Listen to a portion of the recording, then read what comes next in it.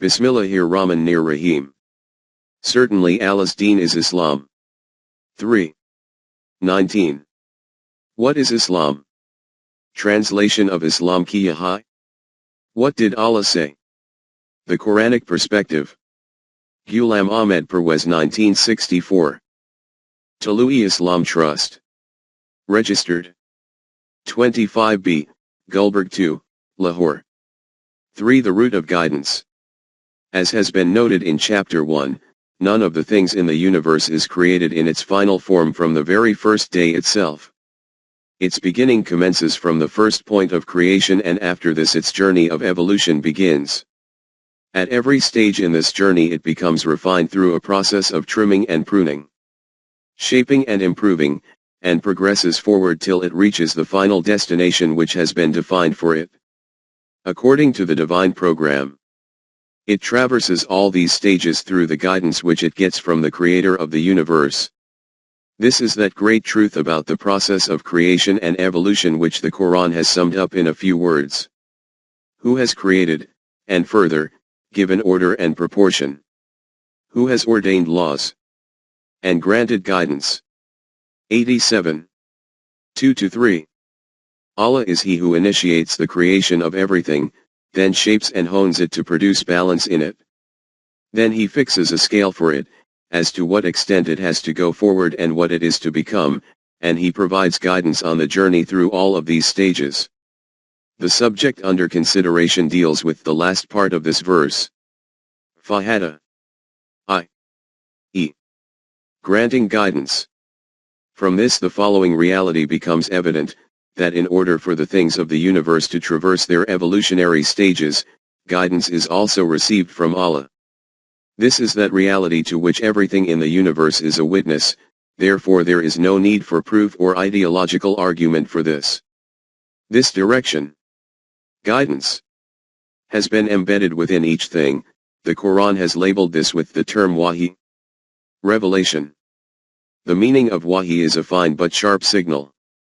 For example, about the great heavenly bodies swimming in the universe, the Quran states, and inspired wahi in each heaven its command. 41:12. About the earth it says, because your sustainer will have inspired wahi it. 99:5. Similarly, for the honeybee, and your sustainer inspired wahi the bee. 16:68. In Surah Al-Nur this aspect is condensed into a few words. Do you not see that it is Allah whose laws all beings in the heavens and on earth follow, and the birds with wings outspread? Each one knows its own salad, guidance, and its task. And Allah knows well all that they do. 24:41. Have you not paid attention to this? That whatever is in the heavens and the earth, including the birds which fly with their wings widespread, all remain actively engaged in fulfilling the established and defined program of Allah. Every single one among these also knows of that path which they have to traverse in obedience to the divine law. They have not been left without a purpose. They remain under the constant surveillance of the divine law which monitors how they carry out their duties. In this verse, the words salat and tasbih are worth attention. This reality is explained in Surah Al-An'am as follows. There is not an animal that lives on the earth, nor a being that flies on its wings, but forms part of communities like you.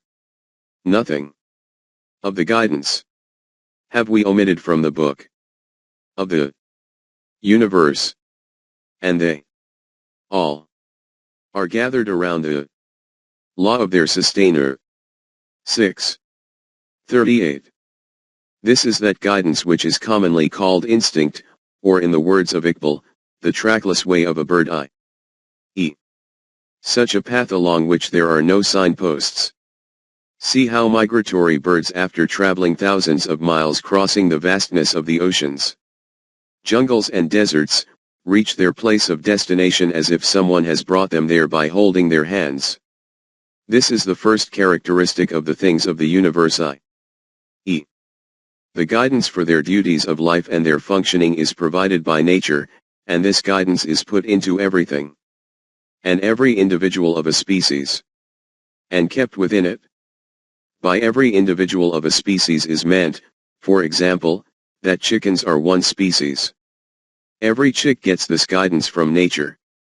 This is the reason, for example, that if some hen eggs and some duck eggs are left under a hen for hatching, and they all hatch at the same time, the ducklings will head for water whereas the chicks will remain on dry land. And from among them each brood will do the same, regardless of whether they are in the desert of Africa or in the city of New York. 3.1 Constraints on the things of the universe. The second characteristic of the things of the universe is that they are born with the constraint to obey whatever guidance has been provided to them by nature. These do not have the choice that, if they wish they can follow this guidance, or if they wish they can select an opposing path. And to Allah do obeisance all that is in the heavens and on earth, whether moving, living creatures or the universal forces. For none are arrogant before their sustainer. 1649. Whatever is in the highs and lows of the universe, and whatever kind of living creatures are on earth, even all the universal forces, all have been made subservient to the guidance of Allah, and these never rebel against this. This is called the nature of these things. From the above discussion, it is evident that everything in the universe obtains its guidance from Allah, according to which, by traversing its evolutionary stages, it reaches the intended destination. 2. Everything is obliged to follow the path of this guidance. This is called the nature of this thing, which it cannot change. Now let us proceed. Man is also included within the divine creation. Therefore, providing him with guidance is also the responsibility of Allah. But, in this regard, man's position is different from the other things of the universe. We have seen above that, for example, among animals, every species and every individual in each species gets guidance automatically from birth, according to which it has to pass its life. The physical life of man is like that of other animals. Therefore, the child of man, just like the offspring of animals, brings guidance for its physical requirements at the time of its birth. It also, on entering this world, is drawn to the fountains of milk, and learns the technique to suck milk through its instincts. But as it gradually grows up, a difference arises between him and the offspring of animals, e.g. if a chick avoided water from the beginning, it will continue to remain distant from water till the end. But the state of a human child is such that he will sometimes put his hand into fire, sometimes will fall into a tub of water and gasp to remain afloat, sometimes will touch his eyes with chilies, and sometimes will put a coal into his mouth. From this it is obvious that, in these matters, he does not get any guidance from nature. This is also obvious that the demands of human life are not just physical but are also human requirements. In other words, his life is not merely that of an animal, but is also a life of a human being. The sense of responsibility, regret for a mistake, an eye on the future, these are all expressions of human life. To understand it fundamentally, a human being is not only defined by his body but, as explained in previous chapters, he also possesses some other thing besides his body, which is called the human personality. 3.2 Development of the human self. Just as the nourishment of the body is a requirement of his animal life, similarly, the development of his self is the requirement of his human life. For this, man does not get any guidance from nature. In other words, there is no ability inbuilt in man to differentiate between right and wrong. This is the reason that man invites evil as repeatedly as good. He happens to be very hasty. The prayer that man should make for good, he makes for evil. For man is given to hasty deeds. 17. 11. He leaps towards immediate gains, even if, in the long run, these prove to be harmful for him. There is a common view prevalent among Muslims for generations that the ability to distinguish between right and wrong is embedded within man by nature. In support of this belief, they even quote a verse of the Quran. By the self, and the proportion and order given to it, and its enlightenment as to its wrong and its right. 91. 7-8. They translate this verse as meaning that Allah has inspired the human self about right and wrong. But not only is this translation of this verse incorrect, this concept as a whole is against Quranic teaching. 3.3 Ability to distinguish between right and wrong is not inbuilt in man. Firstly because, if the ability to differentiate between right and wrong has been placed within each individual, then the whole process of providing guidance through the messengers of Allah becomes meaningless. This type of differentiation has been put in other things of the universe, e.g., animals. Therefore there was no need to send a Nabi to them. Furthermore, this is also against our experience and observation. A human child picks up ideas and beliefs from whatever type of environment he is brought up in and educated in. Eating meat is an extremely hateful thing for a Hindu child, but a Muslim child eats meat with great gusto. Therefore, this concept is wrong that the differentiation between good and bad, and between virtue and evil, has been placed within man. The meaning of the verses quoted above from Surah Al-Shams is that the human self has been endowed with realizable potentials and possibilities. So that if he wishes he can guard himself, or if he wishes he can ruin himself. The individual who develops these will be successful, whereas the one who suppresses these will be ruined and destroyed. In fact, in these verses this point has been clarified that the human self is not provided in a developed and evolved form, it is only a collection of realizable potentials. If man develops these potentials correctly, then the human self becomes developed. If he does not do so, then it gets destroyed. There are potentials present within it for both growth and destruction. 3.4 Meaning of Fitratullah. Nature of man. In this regard, another wrong belief is prevalent among Muslims, and that is that Allah has created man in his own nature i.e. whatever the nature of Allah is, this is the same nature possessed by man, and Islam is the deen of nature i.e. that this deen is based on the nature of man which is based on the nature of Allah. In support of this erroneous belief, the following verse from Surah Al-Rum is presented. So set your face steadily and truly to the faith. Establish Allah's handiwork according to the pattern on which He has made mankind. No change. Let there be in the work wrought by Allah. That is the standard deen. But most among mankind understand not. 30. Even though in this verse and in fact in the Arabic language of the era of the revelation of the Quran, the word fitrat was not used for those meanings for which it is now used. It is now taken to mean nature. In the Arabic language, and in the Quran, fitra means to create something for the first time.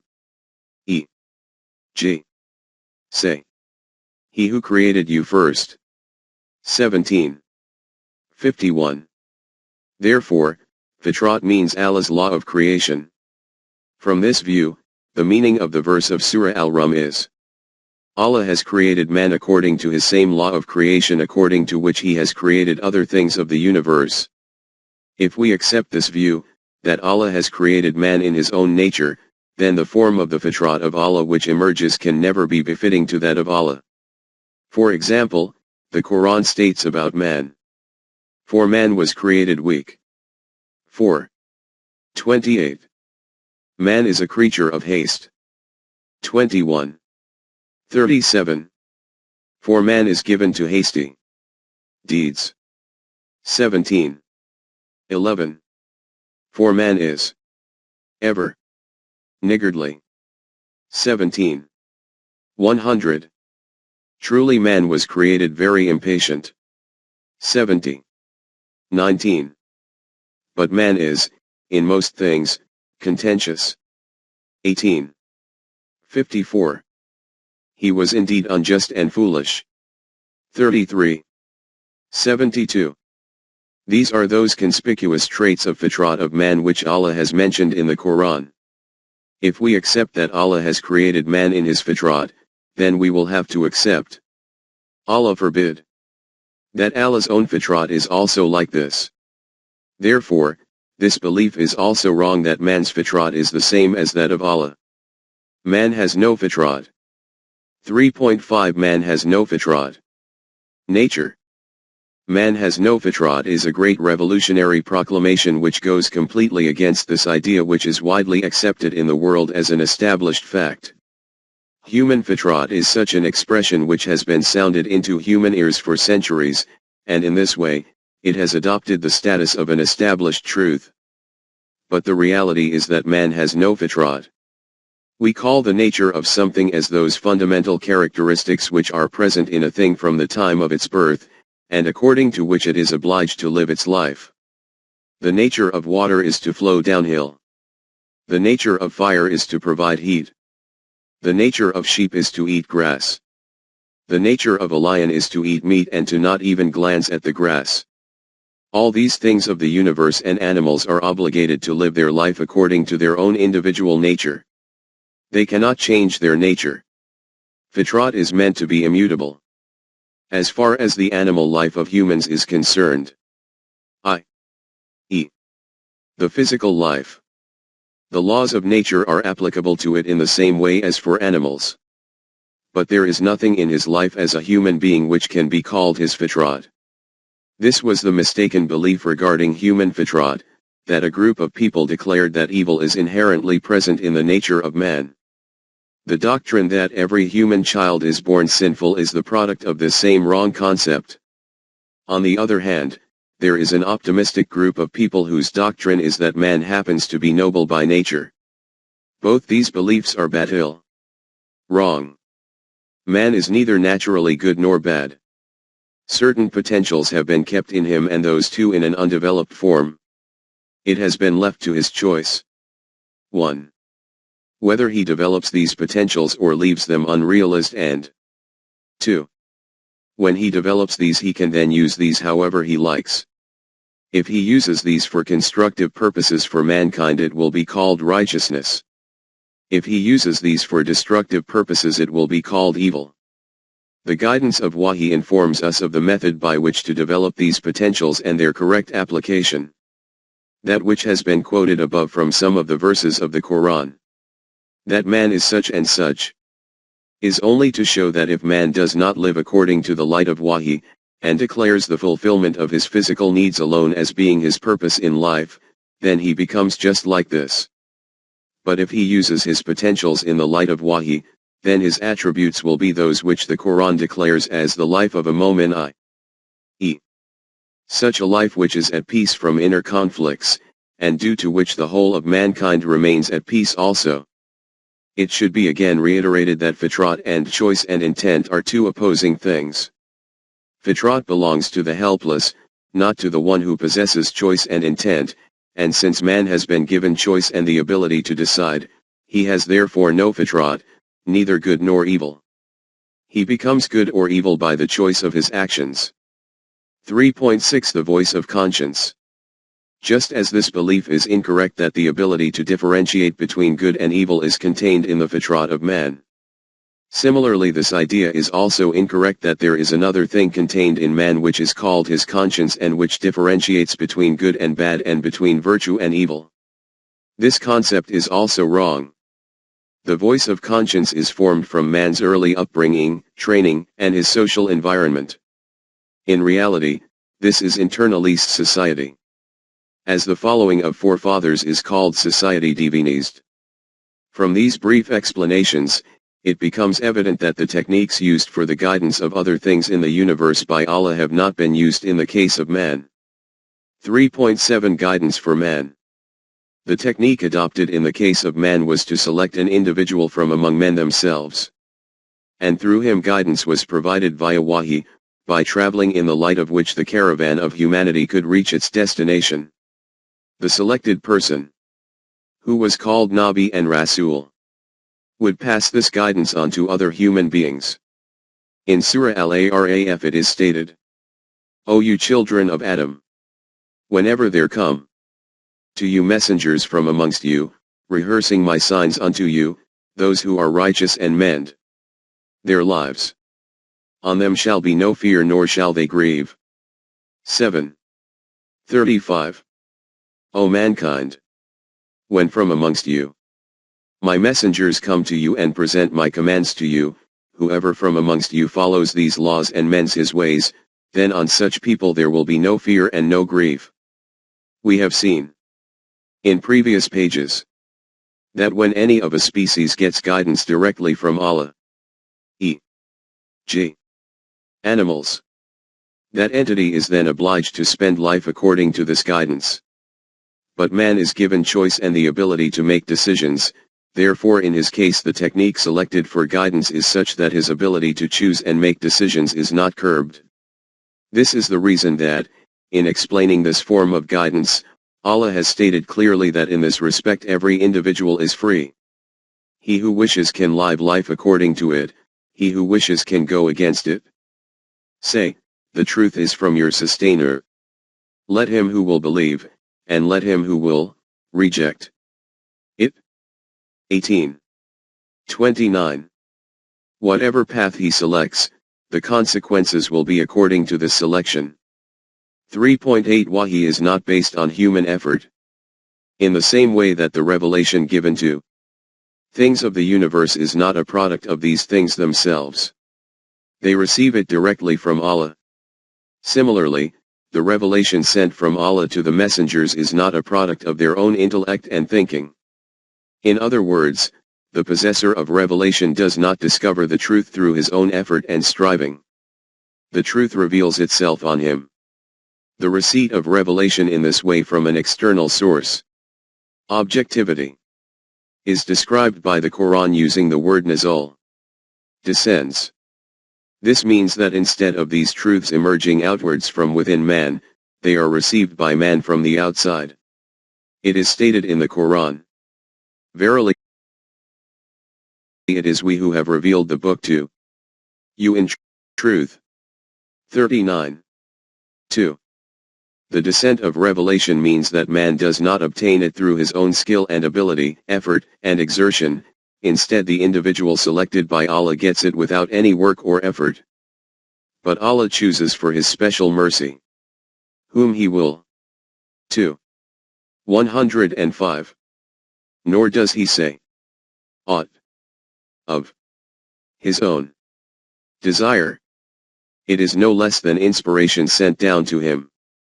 53. 3-4.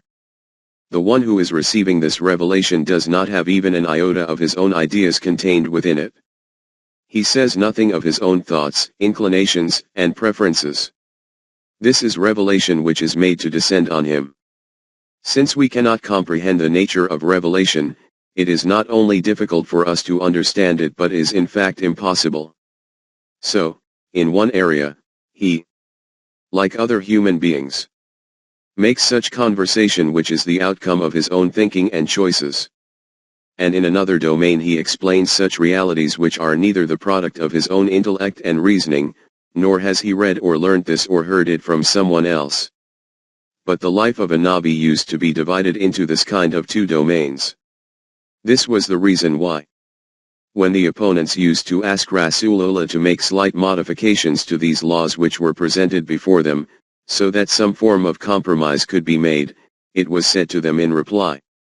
They say, bring us a reading other than this, or change this. Say, it is not for me, of my own accord, to change it. I follow naught but what is revealed unto me. 10. 15. It is not possible for me to make any alterations to it of my own accord. I only follow that which is sent to me through the process of revelation. 3.9 A Nabi has no prior knowledge of it whatsoever. Since Wahi was not the outcome of the hard work and effort of the individual, he, before becoming a Nabi, would not have even the slightest inkling or knowledge that he will receive this revelation. In Surah Al-Shura it is stated, and thus have we, by our command, sent inspiration to you. You knew not before what was revelation, and what was Iman. 42. 52. So much so, that he had not the slightest expectation of it.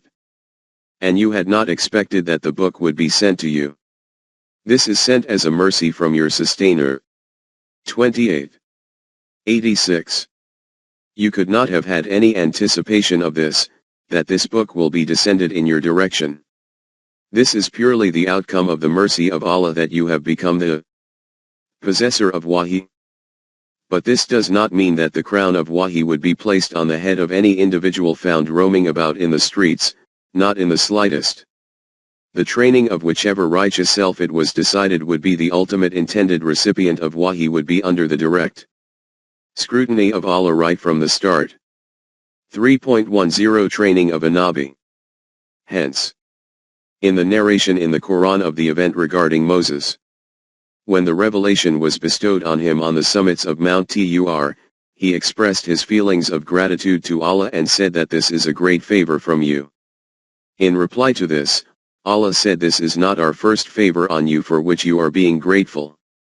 The course of these favors had started a long time before this, from the day you were born, and we told your mother to put you in a chest and float you down the river. Then, your upbringing took place in the palaces of Pharaoh, so that, despite being a member of an oppressed people, you become familiar with the machinations of politics. Because you were ultimately going to stand in opposition to them.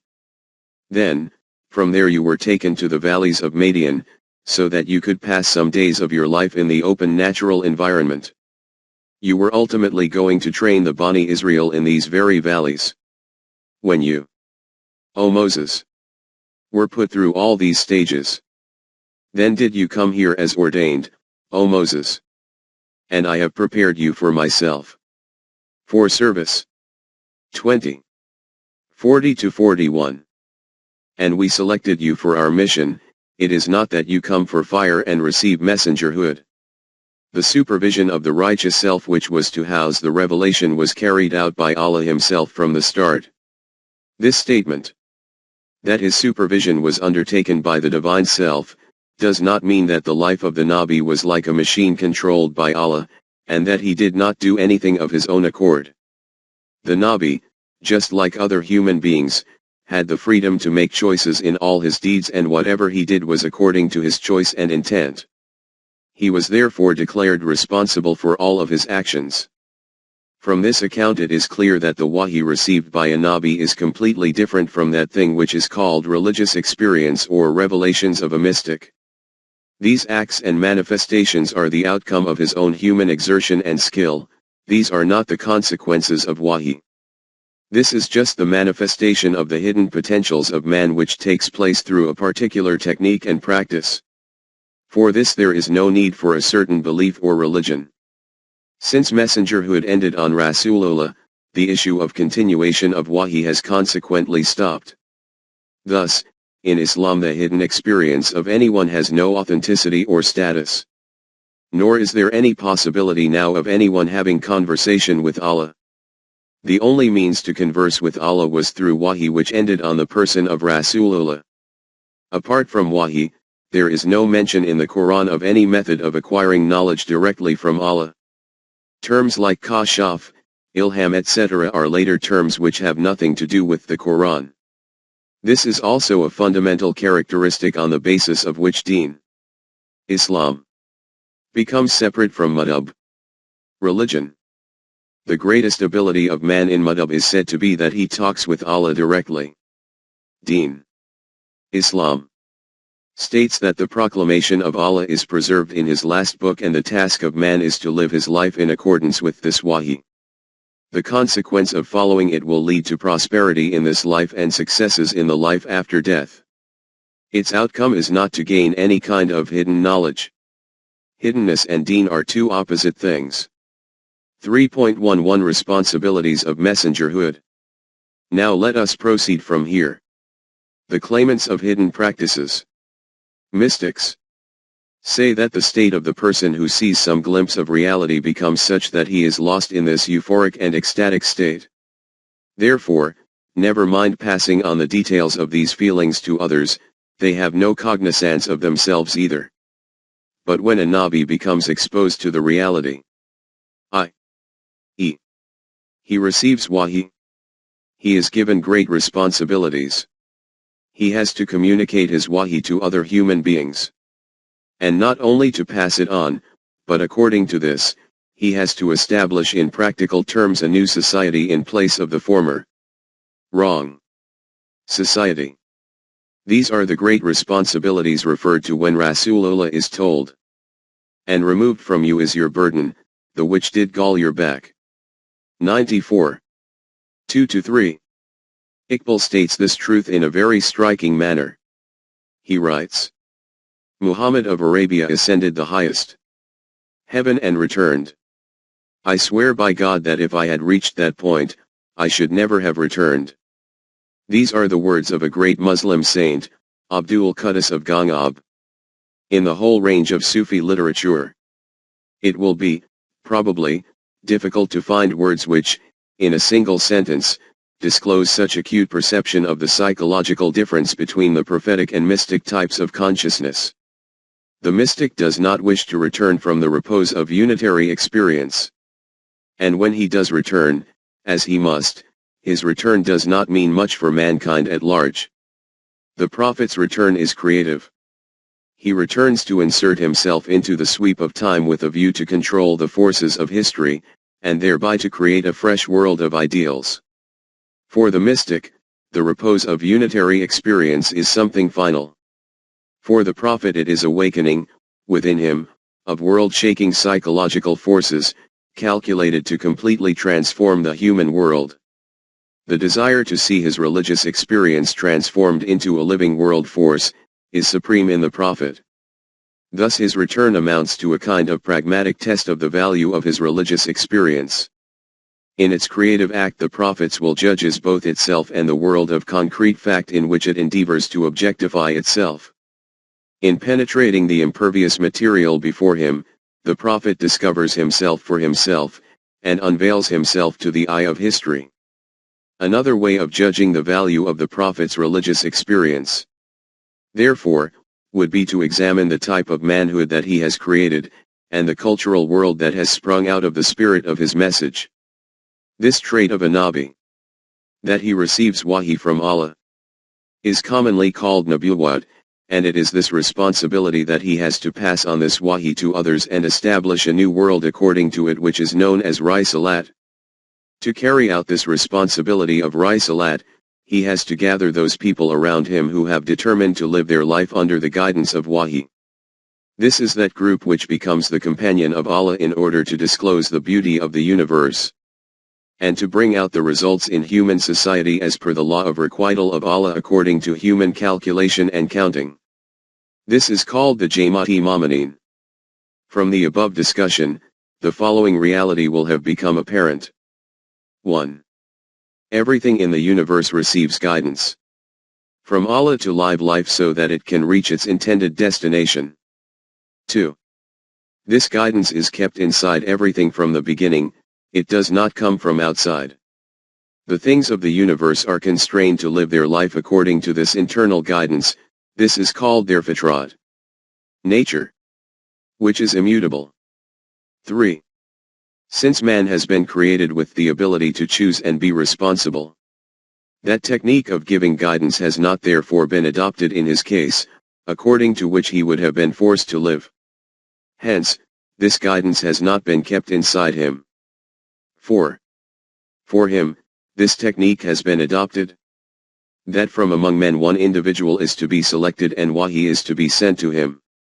He will then pass on this revelation to other people, and those who accept the truth of this wahi, i.e., have iman in it, will come together and shape such a society in which the human self can keep developing. 5. The guidance which a Nabi received, wahi, from Allah was free from any effect of his own intellect, thoughts, ideas, and desires. This is because the guidance of wahi is not the product of the human intellect. 3.12 Process of Revelation. The Quran tells us that when man started living, his social life, and there was a clash in their mutual interests as a consequence, which it metaphorically calls the story of Adam. Then the process of Wahi started for his guidance. Its declaration is that Anbiya were sent to every tribe and nation for this purpose from Allah. Principally, they all had the same message and invitation. We have sent you inspiration, as we sent it to Noah and the messengers after him. 4. 163. Since the initial addressees of the Quran were Arabs, therefore those messengers have been mentioned by name with whom these Arabs were well versed, e.g. Noah, Abraham, Ishmael, Isaac, Joseph, Moses, Aaron, David, Solomon, Jesus, etc. And details of the rest are not given. Of some messengers we have already told you the story. Of others we have not. 4. 164. But whether a messenger has been mentioned or not, an individual cannot become a Muslim unless he has iman on this fact that messengers kept coming to every nation of the world and they received the true teaching from Allah. If someone differentiates in their being messengers, then he cannot be a Muslim. 2. 285. 3.13 End of messengerhood. In the very beginning, the human mind was immature and his knowledge was very faulty, therefore he was provided with details through Wahi for even minor matters. This process continued in this way till that period was reached in human history, following which human knowledge was to expand on a daily basis. Metaphorically we can understand it by saying that man had grown beyond childhood and reached adulthood. There was a need now to provide him with those permanent values in their complete form which were required for the development of humanity. And after this he was free to exercise his choices, while remaining within the four walls of these values, according to the needs of his era, using his intellect and vision to define his own paths in life. Hence these values were given in the Quran for the last time through the last messenger, Muhammad. The responsibility for maintaining the integrity of the Quran was taken by Allah himself. We have, without doubt, sent down the message, and we will assuredly protect it. 15. 9. And after this the practice of messengerhood was ended.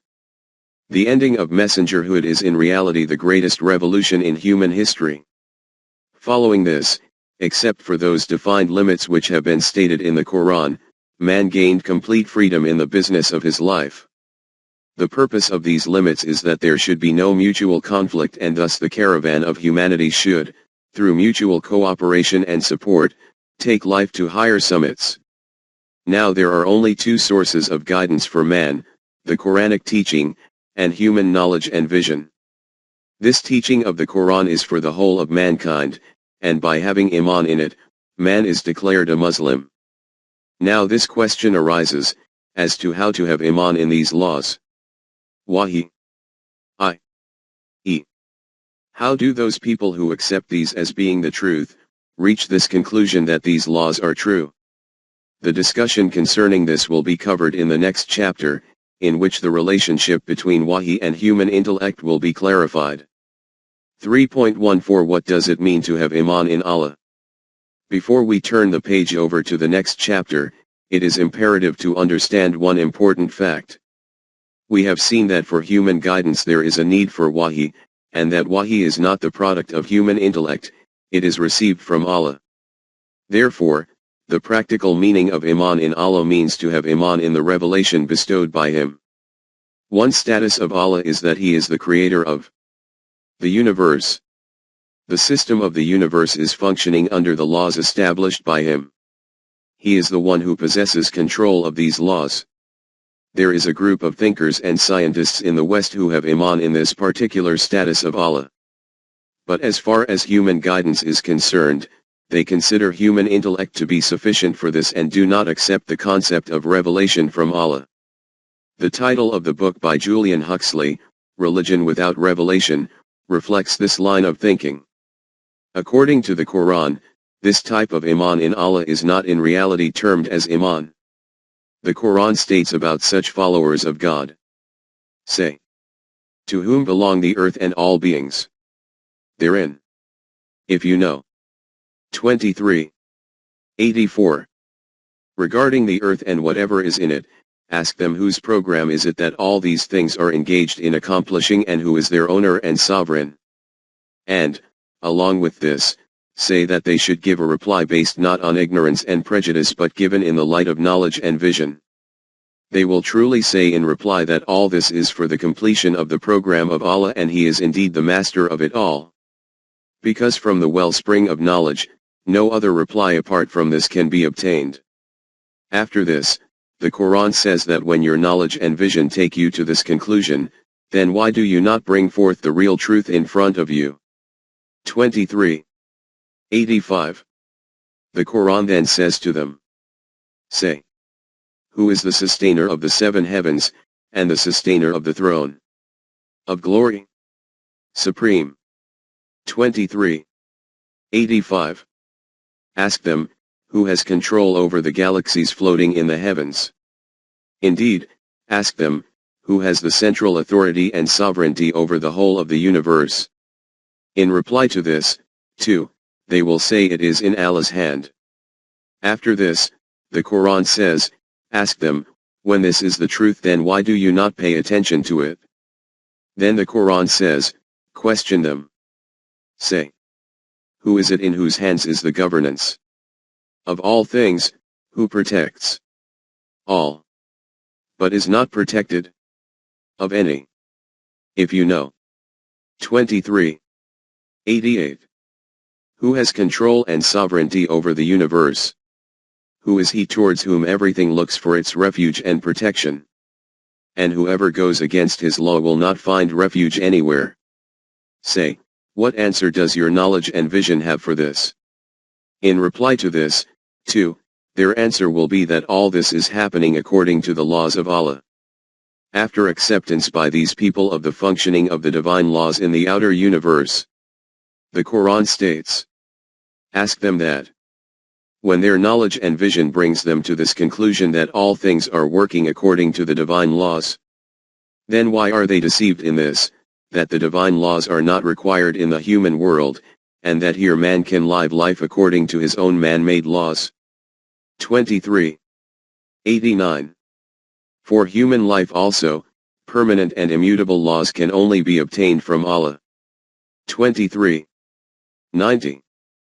But if they do not accept this truth and consider Iman in Allah to mean only having Iman in the God who is controlling the external universe, then they are liars in their claim. The Quran states, we have sent them the truth, but they indeed practice falsehood. 23. 90. The claim of having Iman in Allah belongs only to the one who, along with acceptance of the sovereignty of Allah in the outer universe, also has Iman in this reality that guidance to man is also only received from Allah. This is called Wahi, revelation. In other words, without Iman in Wahi, there remains no truth in having Iman in Allah. In the words of Uspensky, if there is no idea of revelation, there is no religion. And in religion there is always something unknowable by the ordinary mind and ordinary thinking. For this reason, no attempts to create an artificial synthetic religion by intellectual methods have ever led, or can ever lead anywhere. Therefore, in order to have Iman in Allah it is necessary to have Iman in Wahi. This Iman is called Iman in the messengers and in the books of Allah. Because the Quran from Allah is descended Wahi in its final, complete, and explained code, and mankind has received this through Muhammad, Rasulullah, who is the last in the chain of Anbiya and messengers. Iman in the Quran and Muhammad Rasulullah is therefore an essential part of Iman in Allah.